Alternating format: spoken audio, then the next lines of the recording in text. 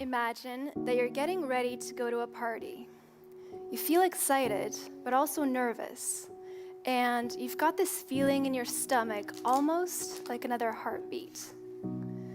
There's something holding you back from getting too happy. No, you mustn't get too happy. Better to be cautious. Otherwise, something bad might happen. You start wondering, who should I talk to when I get there? What if no one wants to talk to me? What if they'll think I'm weird? When you arrive at the party, someone comes up to you and starts talking with you. And as this is happening, your mind starts racing. Your heart begins pounding. You start sweating, and it feels almost like you're dissociating from yourself, like it's an out-of-body experience, and you're just watching yourself talk. Keep it together, you say to yourself, but you can't, and it's just getting worse. After a few minutes of conversation, the person you've been speaking to leaves, and you feel utterly defeated. This has been happening to you in social situations for a long time. Or imagine that every time you go out and you're in crowded places, you feel this panic starting to arise. When you're surrounded by lots of people, like on a bus, you start to feel hot, nauseous, uneasy. And to prevent this from happening, you start avoiding a lot of places, which makes you feel lonely and isolated. Now, you, or the person in both of these scenarios, have anxiety disorders. And what I can tell you is that anxiety is very common, much more than people think. Right now, 1 in 14 people around the world have an anxiety disorder. And each year, it costs over $42 billion to treat this mental health problem. To show you the impact that anxiety has on someone's life, I will just mention that anxiety can lead to depression, school dropout, suicide. It makes it harder to focus and to hold down a job, and it can lead to relationship breakdown. But a lot of people don't know this. That's why a lot of times people sweep anxiety under the rug as just nerves that you need to get over, as a weakness. But anxiety is so much more than that. A reason why so many people don't think it's important is that they don't know what it is. Is it your personality? Is it an illness? Is it a normal sensation? What is it? That's why it's important to differentiate what is normal anxiety from what is an anxiety disorder. Normal anxiety is an emotion that we all get when we're in stressful situations. For example, let's say you're out in the woods and you come face to face with a bear. This will probably make you feel a little bit anxious, and you'll probably want to start running like crazy.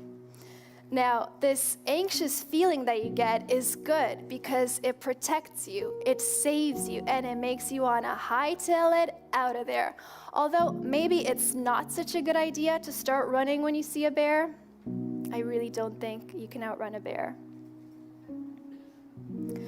Anxiety helps us meet our deadlines at work and deal with emergencies in life. But when this anxiety emotion is taken to the extreme and arises in situations which don't pose a real threat, then that's when you might have an anxiety disorder. For example, people with generalized anxiety disorder worry excessively and constantly about everything going on in their lives, and they find it very difficult to control this worry. They also have symptoms like restlessness, fear. They find it hard to fall asleep at night, and they can't concentrate on tasks. Now, in spite of whatever kind of anxiety you might be suffering from, there is something that you can do to lower it. It works, and it's simpler than you may think. All too often, we're given medication for mental disorders, but it doesn't always work in the long run. Symptoms often come back, and you're back to where you started. So here's something else to consider. The way you cope or handle things has a direct impact on how much anxiety you're experiencing. And if you tweak the way you're coping, then you can lower your anxiety. In our study at the University of Cambridge, we showed that women living in poor areas have a higher risk for anxiety than women living in richer areas. Now, these results didn't surprise us, but when we looked closer, we found that women living in poor areas, if they had a particular set of coping resources, they didn't have anxiety, while women living in poor areas without these coping resources had anxiety. Other studies showed that people who had faced extreme circumstances, who had faced adversity, been through wars and natural disasters, if they had coping resources, they remained healthy and free of mental disorders, while others facing the same hardships, but without coping skills, went on a downward spiral and developed mental disorders. So, what are some of these coping resources and how can we use them to lower our anxiety? And before I dive into what they are, I'd like to point out, and I think this is so interesting, you can develop these coping resources or coping skills on your own through the things that you do. You can take charge of your anxiety and lower it, which I think is so empowering.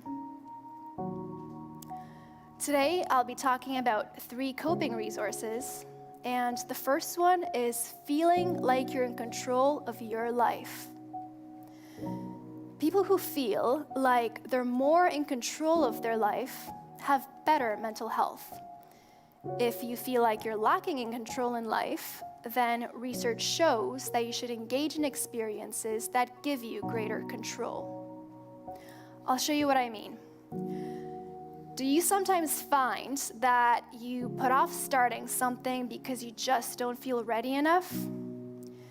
Do you find it hard to make decisions like what to wear, what to eat, who to date, which job to take up? Do you tend to waste a lot of time deciding what you might do while nothing gets done? A way to overcome indecision and this lack of control in life is to do it badly. There's a quote by writer and poet G.K. Chesterton that says, "Anything worth doing is worth doing badly the first time." The reason why this works so well is that it speeds up your decision-making and catapults you straight into action. Otherwise, you can spend hours deciding how you should go about doing something or what you should do. This can be paralyzing and can make you afraid to even begin. All too often, we aim for perfection, but never end up doing anything because the standards that we set for ourselves are too high. They're intimidating, which stresses us out, so we delay starting something, or we might even abandon the whole thing altogether. Do it badly frees you up to take action. I mean, you know how it is. So often we want to do something perfectly. We can't start until it's the perfect time, until we've got all the skills.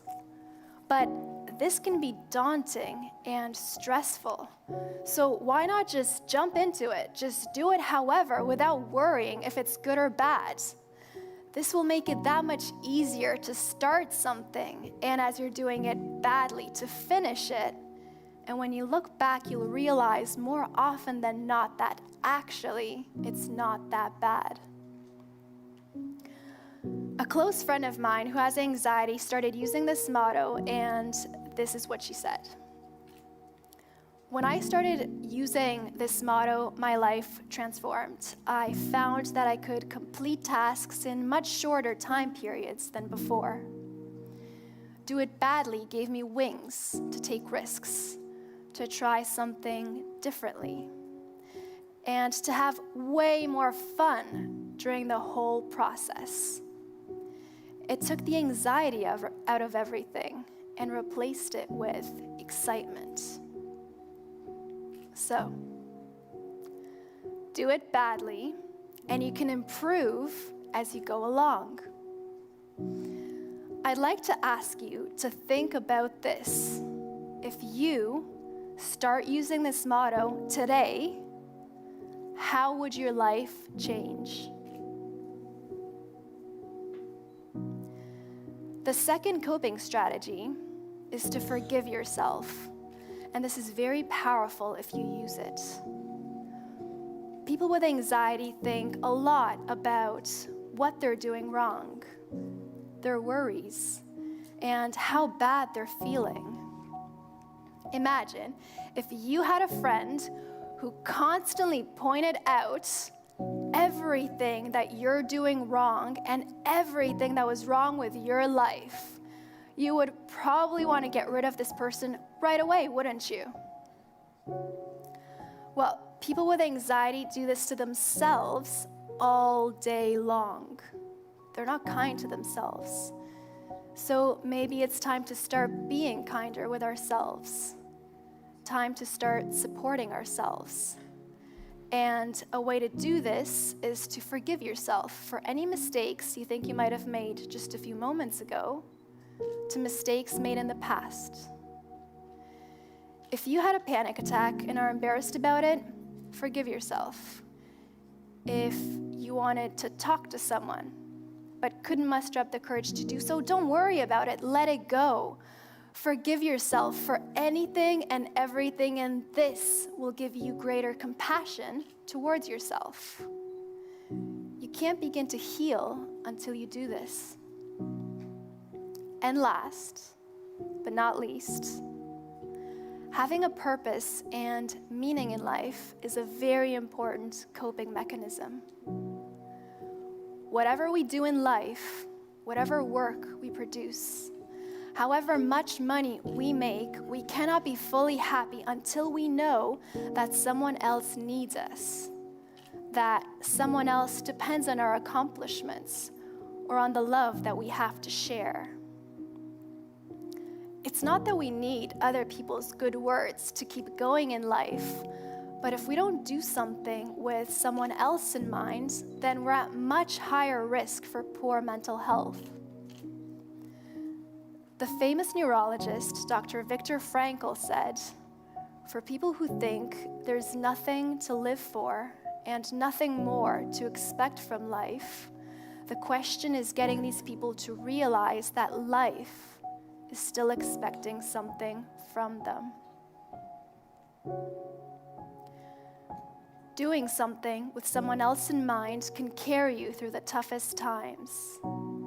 You'll know the why for your existence and will be able to bear almost any how. Almost any how.